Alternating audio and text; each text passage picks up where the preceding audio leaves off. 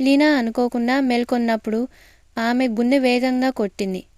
ఎందుకంటే ఆమె పక్కన ఒక గ్రహాంతరవాసి ఉంది. ఆమె తప్పించుకోవడానికి ప్రయత్నించింది. కానీ ఆమె బయటకు వెళ్లే ముందు గ్రహాంతరవాసి ఆమెను గట్టిగా అదిమి పట్టుకుంది. ఆమె కదలలేకపోయింది. ఆమె పోరాడింది, కానీ వృధా అయింది. గ్రహాంతరవాసి ఆమెను మరింత గట్టిగా పట్టుకుంది. ఒత్తిడి అంత బలంగా ఉండడంతో ఆమె స్పృహ కోల్పోయింది. గ్రహాంతరవాసి ఆమె ప్రతి కదలికను అనుసరించి ఆమె చేసిన ప్రతిదాన్ని అనుకరించింది. ఆమె మళ్లీ మేల్కొన్నప్పుడు గ్రహాంతరవాసి వెళ్ళలేదు. కానీ ఇప్పుడు ఆమెకు అర్థమైంది అది తనను అనుకరిస్తోందని. కాబట్టి ఆమె దానిని సద్వినియోగం చేసుకుంది.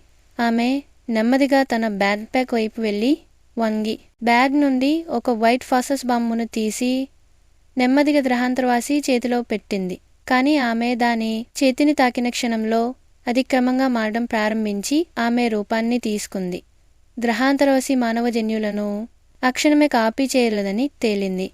ఆమె షాక్ అయింది. అక్కడి నుండి తప్పించుకోవడం ముఖ్యమని భావించి బాంబు యొక్క సేఫ్టీ పిన్ను తీసివేసి వేగంగా అక్కడి నుండి పారిపోయింది. గ్రహాంతరవాసి తక్షణమే మండిపోయింది మరియు ఆమె కూడా లైట్ హౌస్ నుండి తప్పించుకోగలిగింది. నెక్స్ట్ పార్ట్ కోసం లైక్, షేర్, సబ్స్క్రైబ్ చేసుకోండి.